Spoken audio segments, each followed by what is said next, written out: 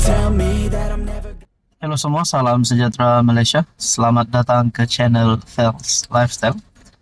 Saudara-saudara yang amat dihormati, berita gembira untuk penyokong-penyokong kerajaan perpaduan, penyokong-penyokong kerajaan PHPN, penyokong Anwar Ibrahim, dan juga penyokong Barisan Nasional. Kemenangan PRK Dun Mahkota telah disahkan, dan ini menjadi satu berita buruk untuk musuh politik Anwar Ibrahim yang mahu Anwar tumbang, yang mahu jatuhkan kerajaan perpaduan. Tapi sekali lagi, kemenangan calon kerajaan perpaduan PRK Dun Mahkota telah mengejutkan ramai.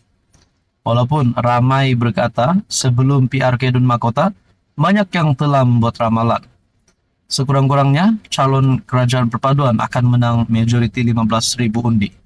Namun, jauh lebih cemerlang keputusannya, majoriti lebih daripada 15.000, yaitu sebanyak 20.000 undi.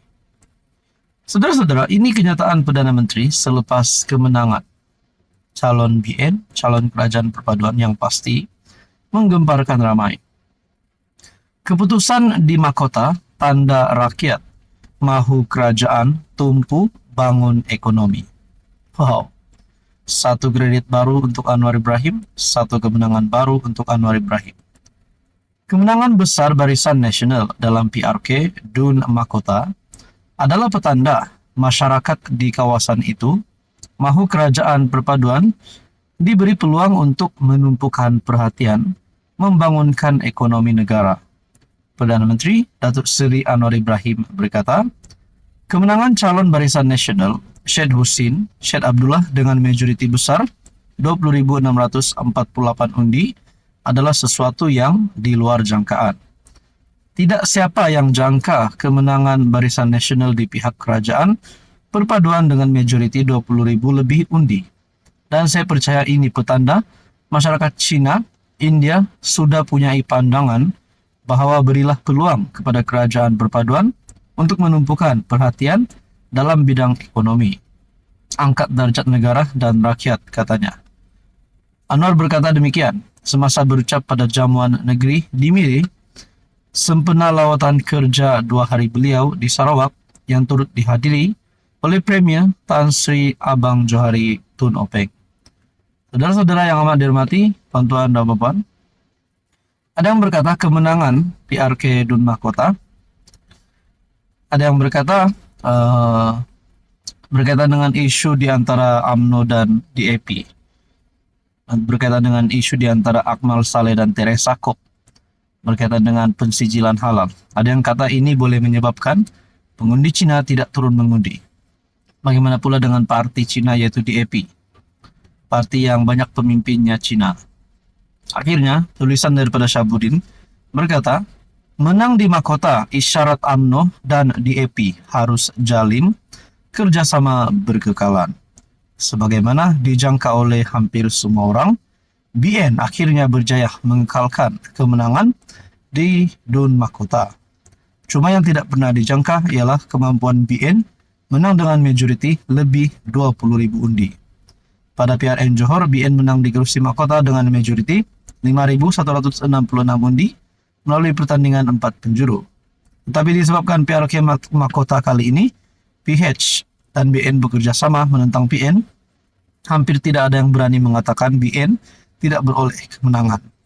Akhirnya, menurut Syahbudin, menang di mahkota isyarat UMNO dan DAP harus jalin kerjasama berkekalan.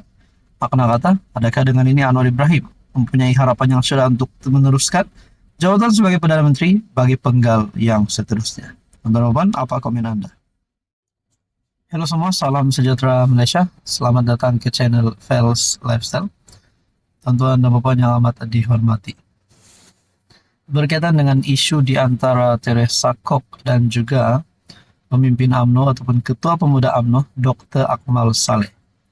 Ini bukan lagi cerita kedai kopi, ini bukan lagi cerita tepi jalan, tetapi ini sudah melibatkan polis dan ini adalah satu perkara yang amat serius. Disahkan melalui satu artikel daripada Malaysia Kini bertarik 28 September, isu halal, Akmal beri keterangan pada polis esok, yaitu bertarik 29 September.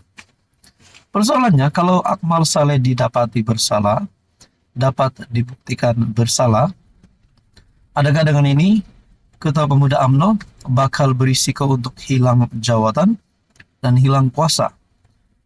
Dan persoalan seterusnya, adakah beliau akan dikenakan tindakan undang-undang sehingga boleh dipenjara? Nah, itu menjadi persoalannya. Ketua Pemuda UMNO, Akmal Saleh, akan memberikan keterangan kepada polis susulan pertikaian isu sijil halal melibatkan pemimpin DAP. Dia mengumumkan akan hadir ke IPD Jasin, Melaka bagi berbuat demikian 10 pagi. Jika takut dilambung ombak, jangan berumah di tepi pantai. Jika takut dengan cabaran, jangan sesekali dipanggil pejuang. Untuk saya menyerah kalah tidak sama sekali. Apalagi untuk saya memohon maaf, katanya sejurus selepas BN menang dalam PRK Mahkota di Johor. Mungkin ada yang tertanya-tanya berkaitan dengan isu di antara Akmal Saleh dan juga Teresa Kok, yaitu satu parti UMNO dan satu lagi parti DAP akan menjadi penyebab kepada kekalahan BN, PRK Dun Mahkota. Namun perkara itu sedikit pun tidak menjadi. Dengan ini tahniah kepada pengundi Dun Mahkota yang profesional untuk memilih calon kerajaan perpaduan. Pertikaian antara dua pemimpin parti kerajaan itu bermula apabila naib pengerusi DAP Teresa Kok menolak cadangan mewajibkan peniaga yang tidak menjual babi dan arak untuk memohon sijil halal. Pada 11 September, Kok yang juga anggota Parlimen Seputeh menghantar surat peguam kepada Akmal menuntut ganti RM25 juta kerana melabelnya sebagai nyonya tua dan mahu melekatkan logo tidak halal di dahinya. Sayap pemuda DAP Seputeh turut membuat laporan polis terhadap Akmal. Sementara itu, Akmal dalam tulisan di Facebook berkata diajar untuk mempertahankan negara, bangsa dan tanah air walaupun terpaksa mempertaruhkan nyawa. Kamu yang buat hal, kamu yang nak play victim, berlakon jadi mangsa pula. Kita jumpa di mahkamah, katanya. Itulah menjadi persoalannya. Kalau pemimpin DAP tersebut, Teresa Kok, yang didapati bersalah, adakah beliau yang patut dikenakan tindakan undang-undang, dan begitu juga sebaliknya. Saudara-saudara, berkaitan dengan ini, Anda rasa apa yang akan berlaku? Apa komen Anda?